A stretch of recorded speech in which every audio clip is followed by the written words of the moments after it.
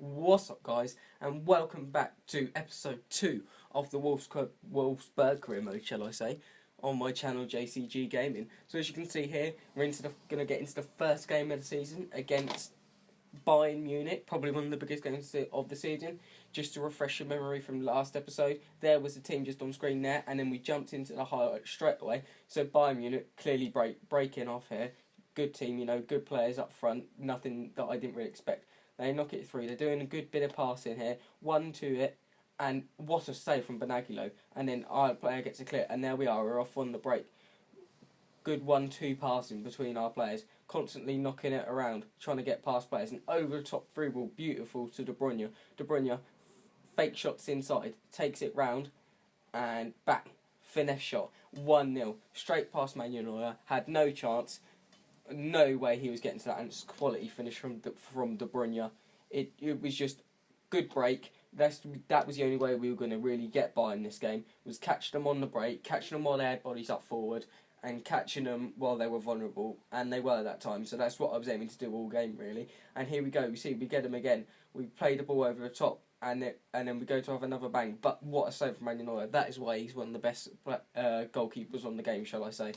What a save. And then we get the corner, Ricardo Rodriguez whips it in, and then our header just goes wide. It was a bit of a wasted chance from the corner, as we do have a bit of a big team. But then we do pick the ball up here with Kevin De Bruyne again, who just keep constantly running with the ball, knocks it wide.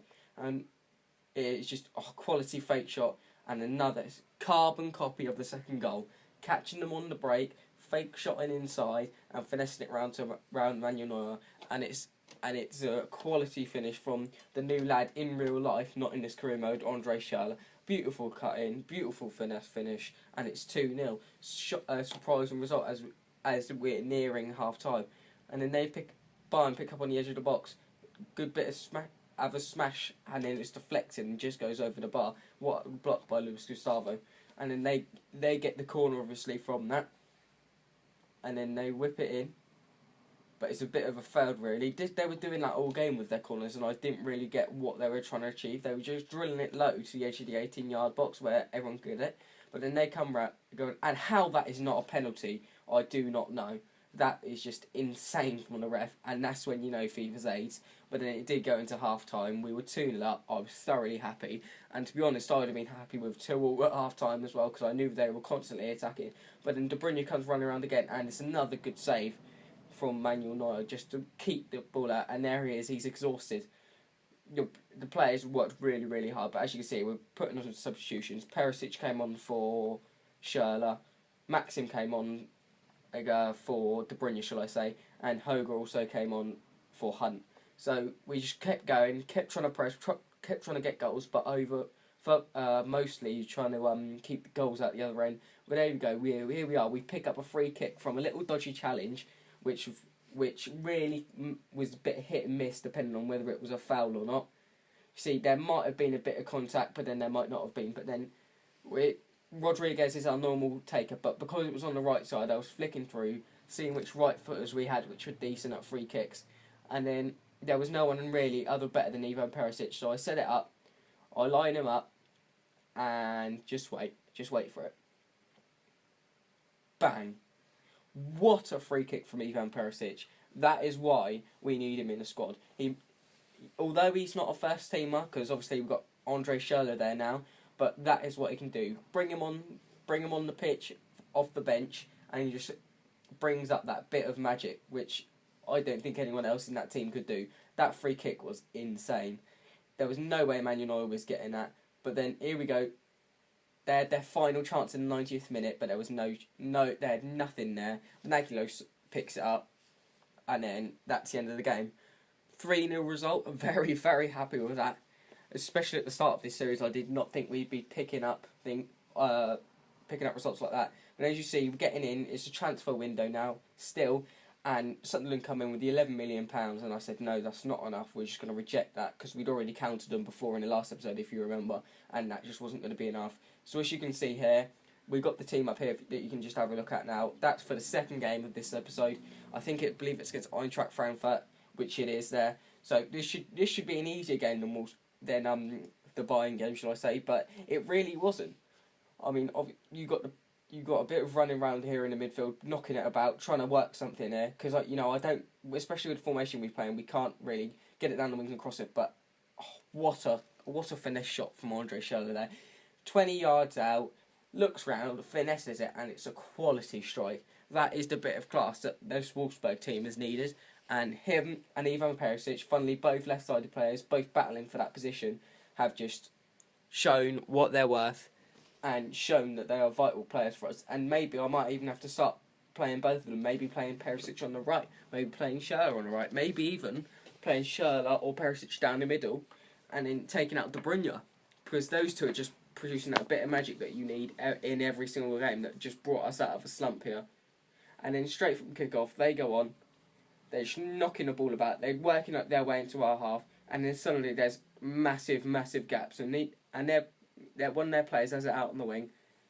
We should stand him up with Ricardo Rodriguez. He crosses it in, but our player clears it, and then we go again. Here we go again. Counter attack that we've seen in the Bayern game as well, just constantly working.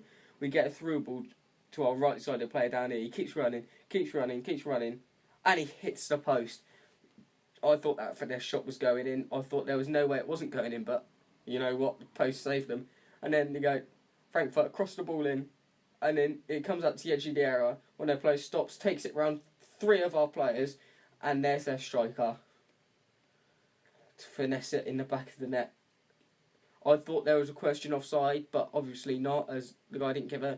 But it was a good little through ball, in all fairness to him, and it was poor defending by me. So really, we shouldn't have allowed them to have the opportunity. But then they're going again. They keep going, and what a save by Diego Benaglio. That's quality from him. You know what? Firmly hit shot and a firm glove to it to tip it round for a corner. But then they knock it short for their corner.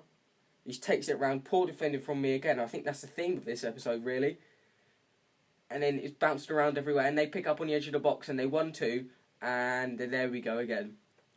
Poor defending from me has just caused us to lose a lead, and lose the tie in the game as well.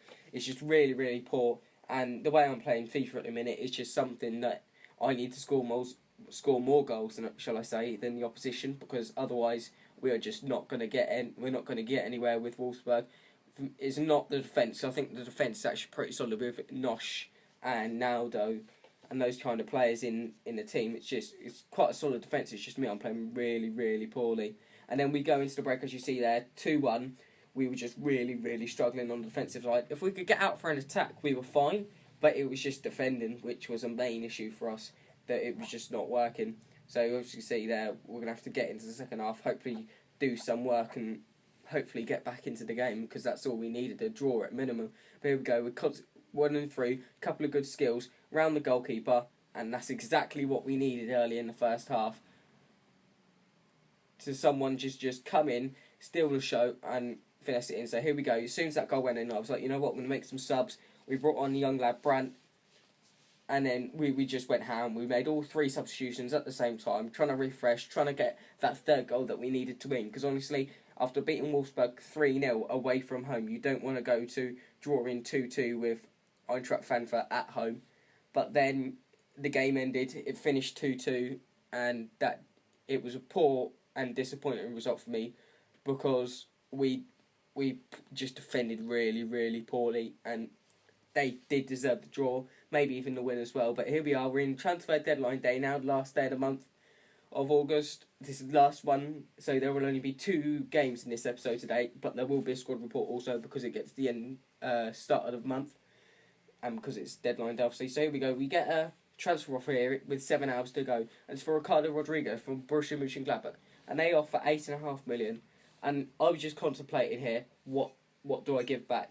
So I upped it in the 20s, high 20s. I'll say, if you give us, I think it was around 25 million, then you can have him. Because he is young, he's 81 rated at the age of 22, got some decent potential, and I know in a couple of years' time that people will come in for him, especially bigger teams, and will pay 20 to 30 million for him. And here we go, we get one back from Mönchengladbach, shall I say, not Dortmund, saying they give us 8.5 million, and we just flat out reject that, because there's no way we're going to accept that.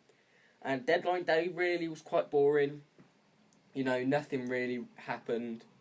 We didn't let anyone go. We didn't buy anyone because we'd spent pretty much all our money, and there was no one I thought that we actually needed to get in to improve the squad. I mean, we've got cover in every position, and we've got decent players in every position as well, so that wasn't really a problem for us. I mean, I think this year we're going to go really strong.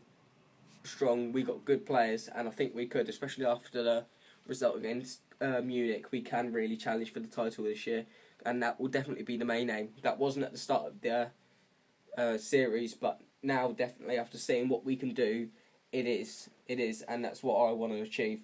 So here we go, guys. As I said just a minute ago, actually, we're going into squad report. So you see, Benaglio at the age of 30, he's gone up 1. Trash hasn't gone up any. Naldo hasn't gone up any. Neither has Nosh, as has Rodriguez or Gustavo. Even Hogar, our new signing, hasn't got up 1. Aaron Hunt has gone up 1, as has De Bruyne. Gone up quite a few good stats. De Bruyne should be good soon. Schürrle's gone up 1 as well, but Perisic hasn't gone up any, probably because of the lack of first team football. Brandt hasn't. Maxim has gone up to a 77 from a 76. Arnold hasn't really gone up 1. Neither has Close, but he wasn't really getting the game time. Gilvajoyo hasn't either, but I might look to make him get a permanent deal in the season because he's been good for us so far, and I think he'll be vital. You see there, Vrinya and Zhangji have also gone up, as well as Rudiger up to a 75 now, which is good. Caliguri hasn't gone up, neither is Young, which I'm hoping they will because they're still reasonably young, whereas Schaefer's gone down 1, so he might be someone I look to get rid of, as has Ox. And then we just get in his low players, Castells, Bentner, and Zabadi as a Senguin. I think Castells, the goalkeeper, will definitely play a big part in our season next season, especially as our other goalkeepers getting to the age of 27. So if you have enjoyed the video, please do drop a like and then drop a sub, and I'll see you guys next time.